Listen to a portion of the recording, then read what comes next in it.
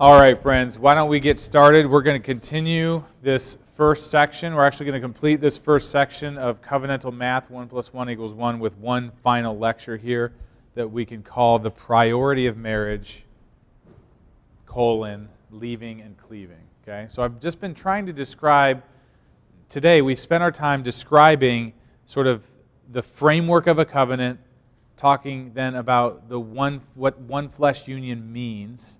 And now we're going to sort of land the plane with what does it mean by leaving and cleaving? Because this concept is also in Genesis 2:24. Therefore, a man shall leave his father and mother and hold fast to his wife. Okay? So, what this shows us from the very beginning, these are just some introductory comments, is that the marriage relationship is the highest priority of any human relationship.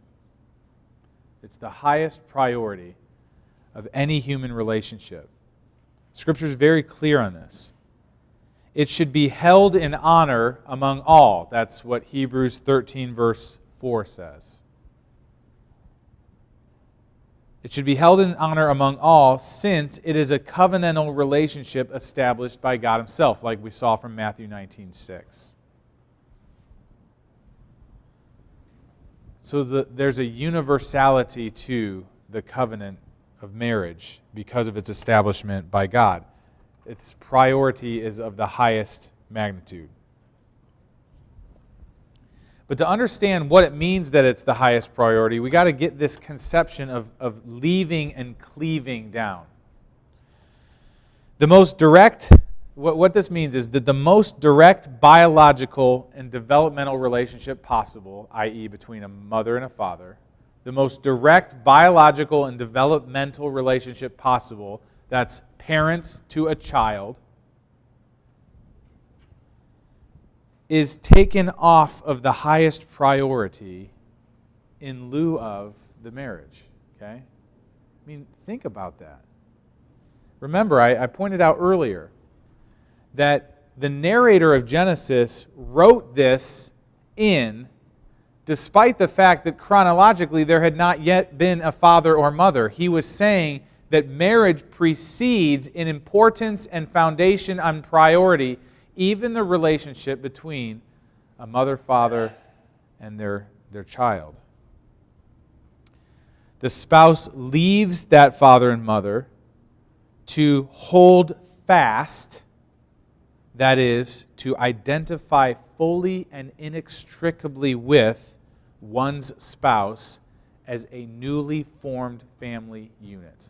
I'll repeat that for you.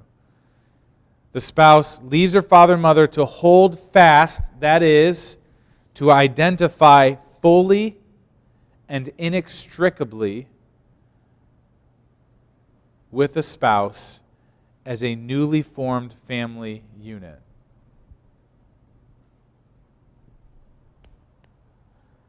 So a lot of times I've read books or heard lectures that like split up what it means to leave and to cleave. And really, I think we're best served by thinking of them as a singular unit. It just basically means you're starting something new. You're no longer associated with your primary loyalties and dedication being to that family unit of your parents. You are now an established family unit of your own. So, like I say here, leaving and cleaving is a shift from one family to a newly formed one in the following ways. Okay? Following ways. First is you shift in terms of your dependence. Financially, relationally or emotionally, and then directionally. Those are small words I can see. It's probably hard to see. So let's talk about what this means and how it kind of lands in people's lives as you counsel them. So financially, I think leaving and cleaving means that a newly formed family unit should work toward financial independence as early as possible. Okay? A newly formed family unit should work towards financial independence as soon as possible. This means the ability to provide for itself as a unit without needing outside assistance.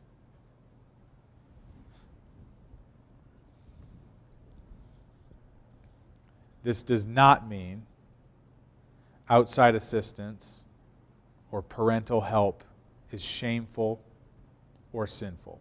Okay? Is that clear? So the point is, we should be, the newly formed family should be working towards financial independence so that it doesn't need to be supported by another household. That doesn't mean that any assistance taking is sinful or wrong or contrary to what this is. Let's tease that out a little bit. Parental assistance can be for basic needs of the home, okay? In God's providence, there may be seasons when a family can't support itself because of unexpected tragedy or perhaps setback. When this is a case, the husband of this newly formed couple may find it appropriate to provide for his family by seeking such help. Okay? So in other words, as he looks to his own responsibility to provide, he might find it prudent to, for a season, seek that provision via the assistance of someone else. His goal should always be, though, to establish the family in order to be a blessing to others and to provide for itself.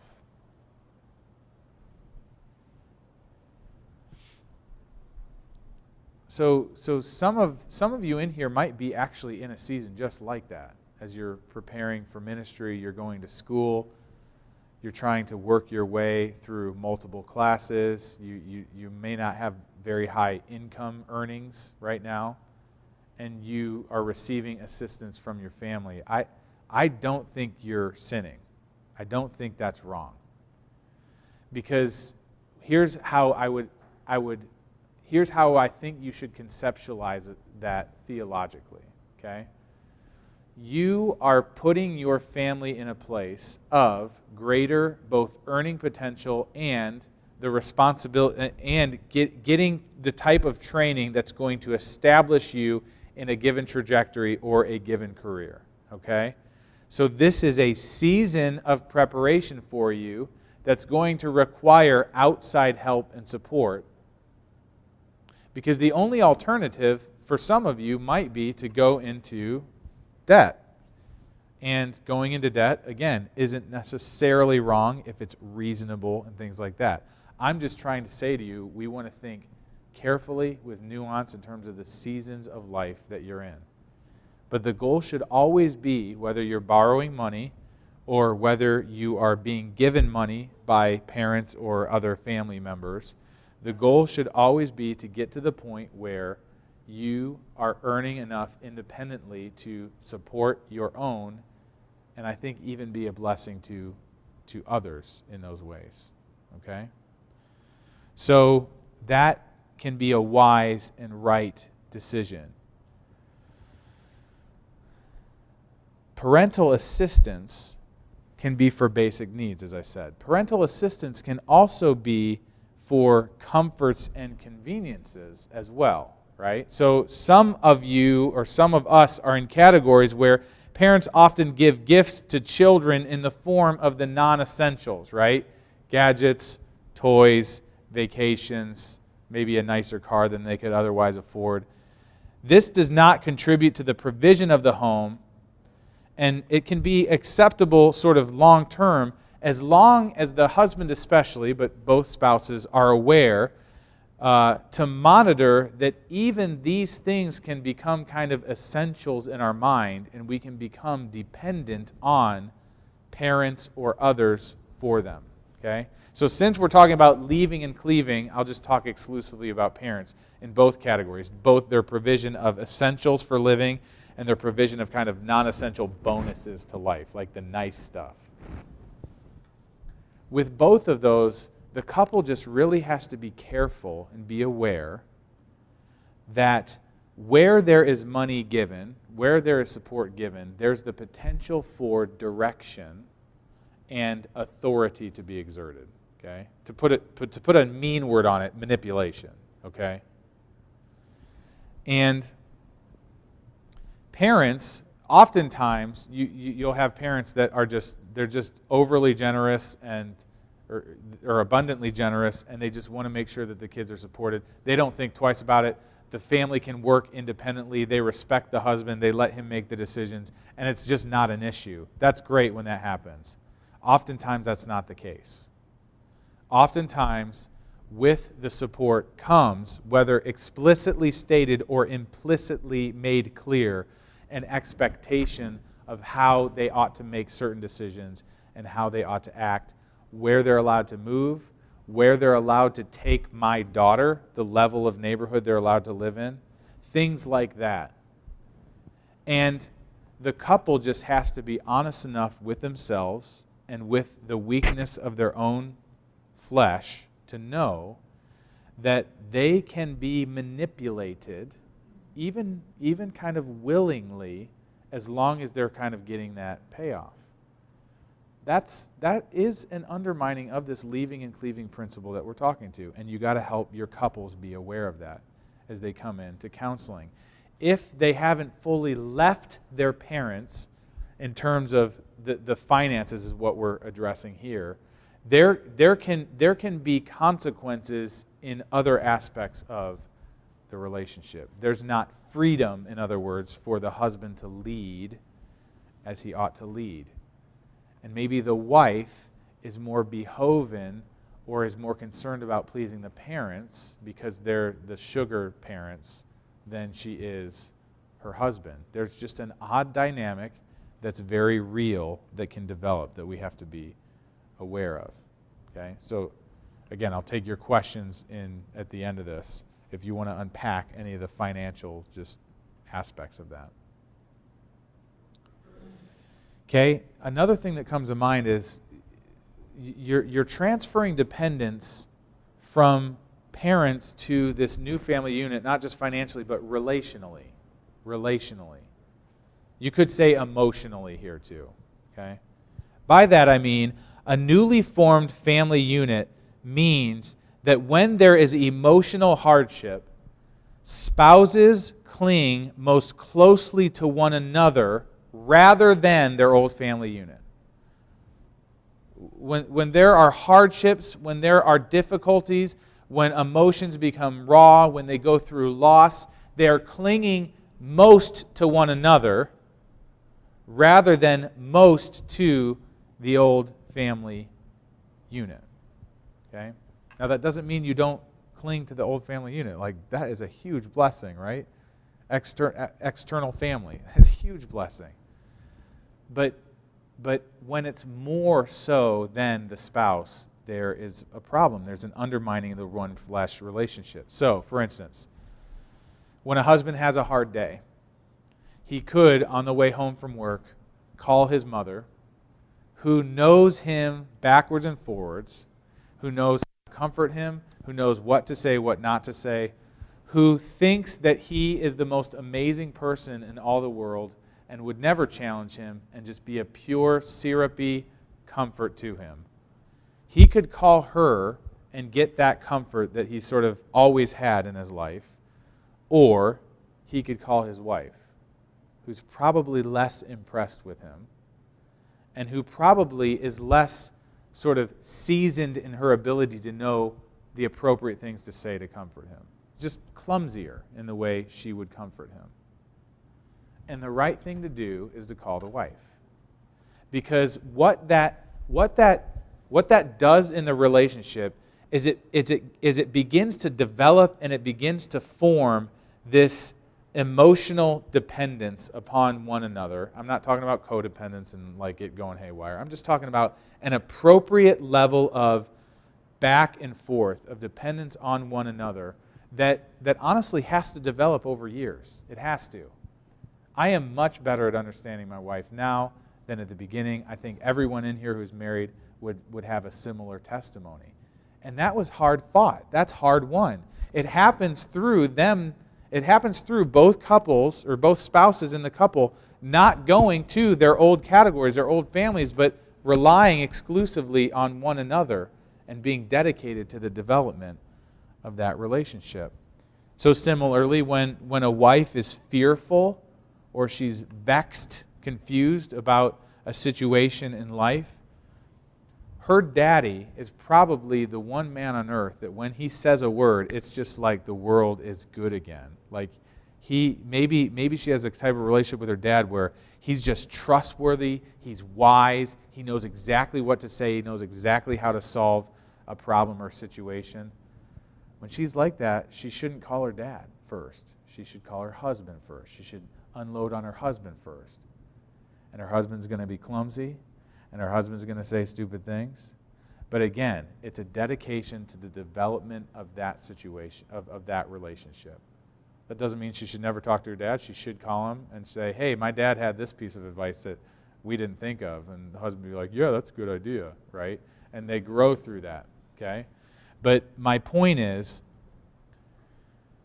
the point of relational reliance has to be on each other, and that takes work.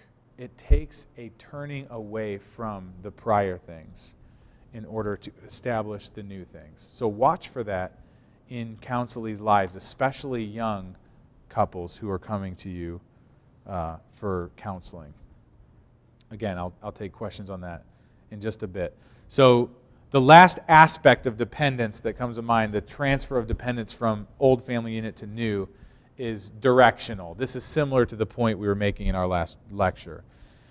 Decisions about future direction should be guarded by the principle of what is best for the flourishing of this newly formed family, not what is best for the parents. Okay? Decisions about future direction should be guarded by the principle of what is best for the flourishing of this newly formed family, or the protection of this newly formed family, not necessarily what is best for the parents. That's not being selfish on the couple's part, okay? Necessarily. There could be selfishness there.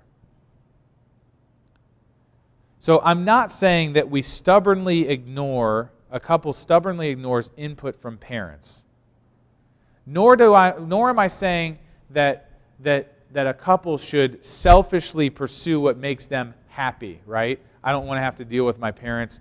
They're just difficult to talk to. We're happier when it's just us, so we're just going to section off and be our own.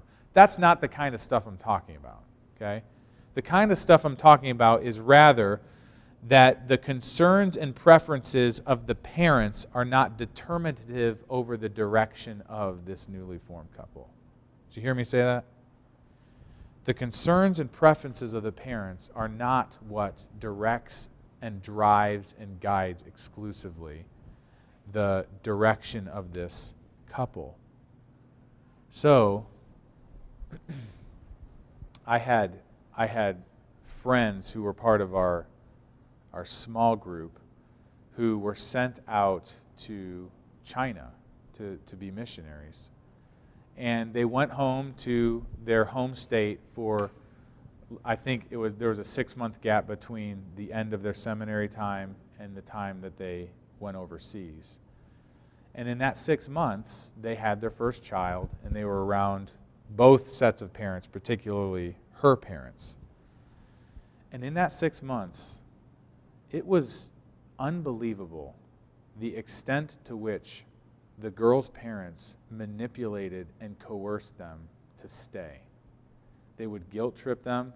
The mother would, the grandmother, the mom of the wife, would frequently break down in tearful fits about the fact that you're dragging my first grandbaby a world away into a dangerous spot where I'm only going to see her on a screen. How could you be so selfish? How could you be so cruel? They started going after the husband and saying, this is not what we gave you permission to marry our daughter for. This is wrong. And so the husband had a decision to make, right? It was like 4 or 5 months into a 6-month stay, and his wife was being grated like cheese on a cheese grater. She was just beside herself with being constantly guilted and constantly ripped apart. And, we all of us guys kind of got together and just tried to advise him and try to counsel him on this thing. And I really respect this guy because he ended up saying to the parents, in a very respectful tone, he said, "Not only will I take my family to China, but I will actually leave early if this continues because of what you're doing to my wife." In other words, he didn't take a defensive stance in terms of, I'm the man and I get to do whatever he wants. He took a stance defending his wife from a series of manipulations that would prevent her from doing what she genuinely felt God was calling her and them as a couple to do. And so that's an extreme situation, but those situations come a lot. And these are going to be counseling situations where you are going to see a value system in the wife or in the husband that is more closely attached to what parents or other family members think than what their spouse thinks. You're going to recognize this a lot. So I'm trying to give you the framework of recognizing it. And you can say that this is going to undermine your marriage in the long term. It will hurt you. And frankly, it dishonors God. Because we have it in the text right here that the marriage is the priority of priorities in all human relationships. And we must treat it like that. So that's what I mean by dependence must transfer financially, relationally, and directionally from the old family to the new. Okay? So here's another aspect of the shift is responsibility. That's another shift that occurs. Responsibility.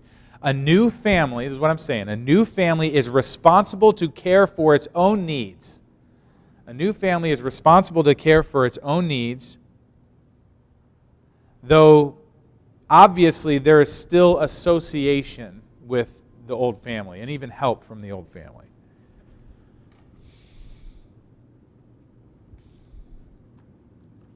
So this is similar to the thing I said about financial dependence, but a family should do its best to carry out its own responsibilities. And I'll give you a couple bullet points for this. A family should do its best to carry out its own responsibilities in, first, caring for children. Caring for children. So in other words, you've often heard it takes a village to raise a child. I can see what people are saying. You need a community, you need a church. It's all important, blah, blah, blah, blah. But you know what? The buck stops with mom and dad. The buck does not stop with grandma and grandpa or uncles and aunts or anyone else. The responsibility of the raising of children falls to their parents. And this is just a really important thing to say. Because oftentimes parents are not, as a married couple, they're not recognizing their exclusive responsibility to think carefully about the goals and the hopes that they set for their kids. We're going to have a lecture on parenting, okay? So I'll unpack that at the time. But for now, in the context of leaving and cleaving, here's what I mean. The couple alone ought to discipline and direct their children.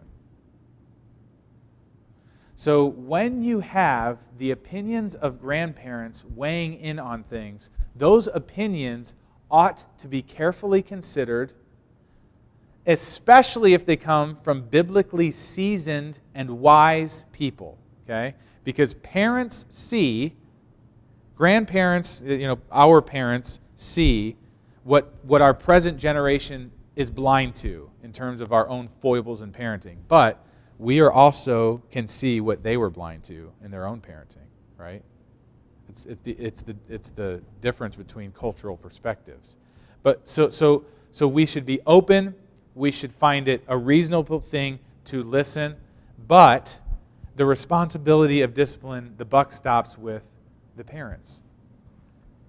And it's their responsibility to raise the children. There was a time when there was one couple that I was working with whose parents would regularly spank their children without their permission. And at first, it was just like a little swat here and there. Then it became some more formal sort of, you transgressed, the rules, and I'm going through a formal discipline process with you. Oh, by the way, I did this with your kids earlier today. So all of this was in retrospect. Oftentimes, the grandparents would act in ways to discipline the grandchildren without the parents, without them even telling the parents. And it got to the point where I think the right thing for this couple to do was to say, if you can't stop honoring our request for us to be the disciplinarians of our children, you can't be with them alone anymore. We'll come and we'll all hang out and all the rest of that stuff. We can have lollipops and watch movies, but you are not going to watch them. They are not going to be in your exclusive care. And it had to come to that in this situation. So I think that was the right move to make, because it was, again, an acknowledgement that we are leaving this family unit. We are cleaving to one another in terms of our responsibilities. Okay? I can unpack more of that if you would like. But caring for children is part of the responsibilities of this newly formed family. Also, here's another angle, another bullet point. Caring for possessions, okay? Maintaining your house or your apartment, maintaining your vehicles, your cars, making sure that you're paying your bills on time, making sure that you are putting forth effort to maintain good credit, or keep your grades up, or whatever it is. Your spheres of responsibility are now yours, okay? And this is part of what makes manhood and womanhood, i.e. adulthood, scary to our generation. I'm only a half generation above you guys, most of you guys in here. I'm on par with many of you here, but I'm talking like millennial-ish people. Gen Y and millennials and stuff like that. We don't like responsibility. We like the benefits of responsibility, okay? But a newly formed family unit leaves the father and mother in the provision of those responsibilities and takes on those responsibilities on their own. And it is wise when parents leave their children to have to bear the brunt of failing to keep those responsibilities, because that's actually a great teacher of responsibility. All right? So, as a counselor, you got to keep that principle in mind too. There's going to be times where people come to you and they are just absolutely train wrecks of responsibility. They can't keep their house clean, they can't pay their bills, they got debt out the nose, they're just ridiculous. And as a counselor, your heart's going to be for them, and you're going to want to wave a magic wand and take away all those consequences for them. Hey, I think I know a really rich Christian who'd be willing to help. Or could you ask your mom and dad for help? Or you're going to be trying to get them out of the mess that they're in terms of relieving them of the consequences of not being responsible, right? But the better way to do that is to train them in responsibility as an act of grace. Okay? So if they're in debt and they're crummy with money, take them through Crown Financial Planning, or take them through a Dave Ramsey thing, or give them to somebody who can do that. Because the point is not to pay off their debt or to go to the church for a benevolence fund, although sometimes that's appropriate and helpful. It's rather to set them up to live responsibly. Okay? Because that's part of what leaving and cleaving is. They are a singular family unit. That can be applied to singles or married couples, really, that point. So what I'm talking about in terms of caring for possessions, that also involves like stewarding a budget, paying your taxes, all the rest of that stuff. There's a transfer of responsibility. Even governmentally, the IRS, if I don't pay my taxes, they don't hold my dad responsible anymore. They hold me responsible, right? Okay, so transference of responsibility. There's a shift there. Next one, there's a shift in authority as well. A shift in authority.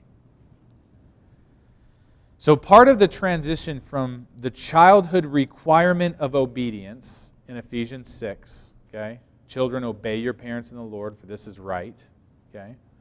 Part of the transition from childhood requirement of obedience to adulthood is this process of preparing for marriage. Not always. I'm not saying singles aren't adults, okay? But part of the regular means of this transition is the preparation for marriage. 1 Corinthians 11:3, I think, is at least a good indicator of that. But we prepare for this we're transferring authorities. The father is no longer the lead or head authority over the boy or the girl who are entering into a marriage. For the woman, the authority transfers from parents to husband. Okay? And for a man, this is how I would describe it. It transfers from parents to him being exclusively accountable to a holy God. His authority is a derivative authority. And we'll unpack that too when we talk about husbands. So I'm not implying that the wife is under the authority of the husband as an independent authority. The husband honestly means very little, nothing, without the derived authority from God. Okay? So in one sense, this should make us guys swallow a lot harder than the girls, because the buck stops authoritatively in one sense with us. We are accountable before God for the way that we lead our wives. So, this transfer of authority is sometimes a hard thing, and I've just noticed as I've done my counseling, maybe this would be helpful observations for you in terms of premarital counseling specifically, but a young lady can have trouble with this transfer for two completely opposite reasons, okay?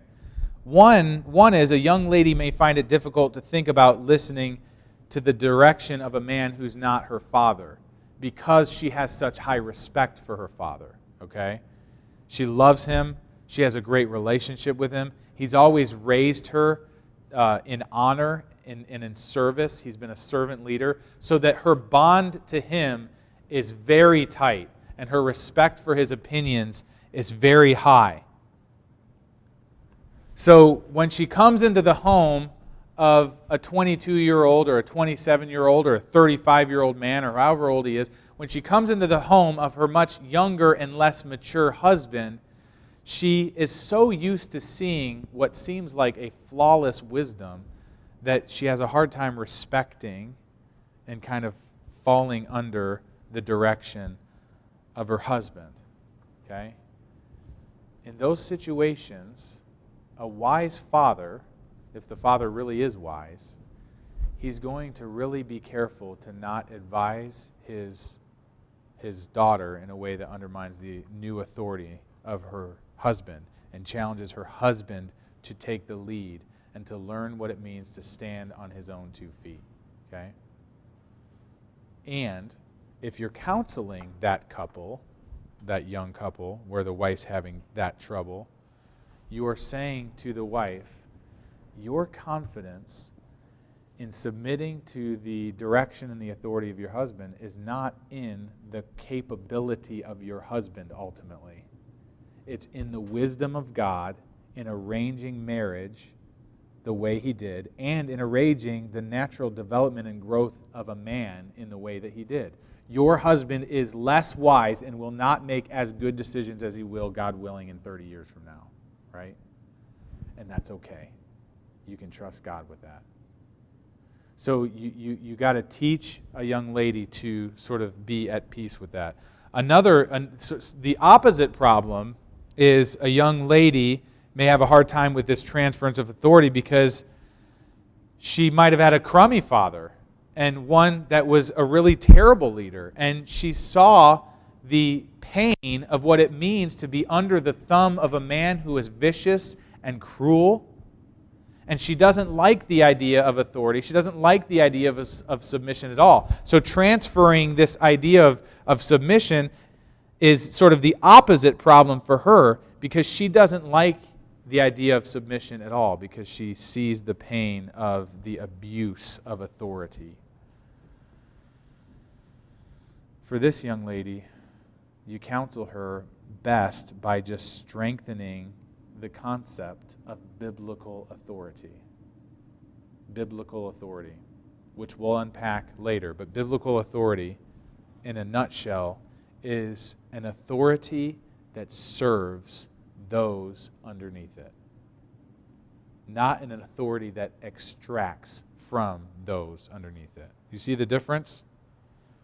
Biblical authority, according to Mark 11, serves those under it, not extracts from those under it. We'll talk about that with the husband's role. So I just talked about the woman regarding this transference of authority. Let me say a word about the man, the husband.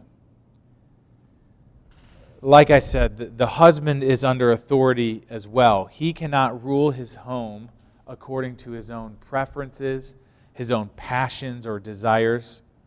His authority is merely derived. It belongs to another, held in trust to him. Therefore, his authority is to direct the home in ways that honor God. That's his authority. That's his only authority. To direct the home in ways that honor God. So this means he has to direct his home. He has the authority and the responsibility to direct his home in a way that honors God, not necessarily honors the wishes of his parents, like in the example that I gave you of my friend going to China. Those parents blamed and accused him of sin because he was disrespecting their wishes. My friends, that is not sin. He was honoring God despite their wishes.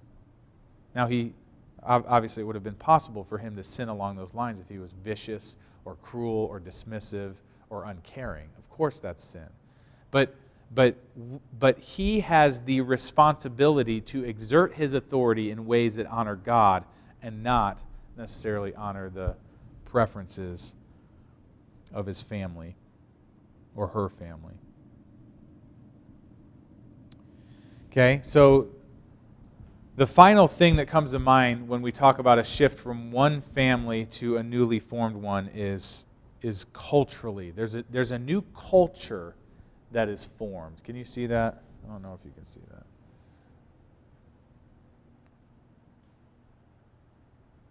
There's a new culture that is formed, a new family culture, in other words. So when I say a new family culture, what I mean is the old family culture is not merely being repeated in the new, though there's going to be similarities. You're not just trying to repeat the old family culture, because guess what happens? You actually have two family cultures that are very different from each other, even if you grew up in the same town. I promise you, there are important family cultural differences between two sets of parents. And those things, you can't just merely repeat them in this new family. There's a melding and an evolution and a shaping that takes place. So what I mean by this is the traditions, the ways of interacting, the ways you use your time, the expectations of the home, all of these things are not understood as mere repetition of what I saw my parents do or the way I was raised. They take on a new life. They take on a new form where we're intentionally doing things as a new family unit. So I'm not saying that a valued tradition cannot be carried on to the next generation. We must do this. This is a good thing, right? But what I mean is that the couple should decide together what their convictions and values are that will shape this family culture. Does that make sense? The family should decide together what their values and convictions are that will shape their new family culture. Let me give you a few examples that might kind of put some meat on these bones, okay? In my own marriage, we have very different ways of celebrating holidays from my family to my wife's family, okay? To her, birthdays, to their family, birthdays are like 3-day events. If you don't have at least 3 parties with different groups of friends or family or like a private, I don't know even what, I still don't understand it, okay? If you don't have at least 3 parties, then you have like dishonored the life of that person, okay? In my family, birthdays, we occasionally had a party, but most of the time you didn't have a party. Mom and Dad would kind of throw a couple of presents down in front of you. You'd have cake after dinner one night, okay? Not a huge deal. Christmas, same thing. My parents, we didn't have a Christmas tree growing up, okay? And we would open presents, and it was sweet, and it was fun, it was great, but you basically eat, and that's it. It wasn't a big, huge deal. We didn't ramp up to it. It wasn't a big deal. Christmas time in the leisure home is like, I don't even know how to describe it. It's like all normalcy gets suspended for 3 months, and everybody is looking forward to this day. And it's like this frolicking child's world of wonder. And to me, it feels so over the top, okay, culturally. My family culture doesn't jive with that, okay? So when we came together, you really have to have this process of melding through what it's going to look like. Because on the one hand, I want to serve my wife by doing things that are fun for her and that minister to her expectations, okay? On the other hand, I just have this sort of Scottish Protestant heritage that doesn't like to spend money on things, okay? And it kind of gets under my skin when we're spending over like $6 on a kid for Christmas or something like that. And so you just have to do the process of really thinking carefully through, okay, this is what this family does for Christmas. This is what this family does for Christmas. What are we going to do for Christmas, right? And through the process of give and take, and it's really a redemptive and beautiful process when you're doing it by faith and not like fighting and arguing about it. But it's a beautiful process when you come to the conclusion, okay, this is what we do in our family for Christmas. The kids get 3 presents. They get a want, they get a need, and they get a book, okay? So they get to pick what their want is. They get to pick what their need is. It has to actually be a need. Most of the kids say, I need a new Nintendo or something like that. I just dated myself. Is Nintendo even around anymore? And then a book, right? Some kind of a book for them. So that was a good way of just saying, this is something that our family does to be generous and have fun on that day, while making sure that we're really guarding the significance of Christ's birth as a redemptive event, okay? A redemptive historical event. That's an example of what we do. So like for birthdays, my wife just knows when it's my birthday, she ministers to me best by leaving me alone, okay? And what I mean by that is she can get me a present, but don't harangue me about what I want for my birthday because I'm 35 and I don't want to think about birthdays, okay? If you want to get me cake or make me a nice meal, that's awesome. If you want to give me a present, that's great. But let's not talk about it. But for her, I can't do that. If I apply that to her, things do not go well, all right? So I'm very proud of myself. Her birthday is actually tomorrow, so I thought ahead since I'm teaching all day. This weekend, I had a surprise babysitter come, and I took her out for the day on Saturday and took her to Bardstown in my friend's borrowed convertible. It was awesome. And like quite uncharacteristic for me, so I can't claim that I'm awesome. But my point is, I know that she likes surprises and likes those things, so I think that's the right thing to do in terms of the cultural expectations of our family regarding birthdays, regarding holidays, okay? So you could apply this to any number of things. You can apply this, like we said, to how involved your family is in sports. You can apply this to how often you travel. You can apply this to ways that you're spending your money. But my point is simply this. You have to challenge couples to not assume that the way their family did it was the right way to do it. And the way their family did it was a stupid way to do it. You're actually convictionally consciously melding these things together, throwing out what doesn't fit into what you see as a biblical worldview, and integrating what you do think fits into a worldview. Okay? So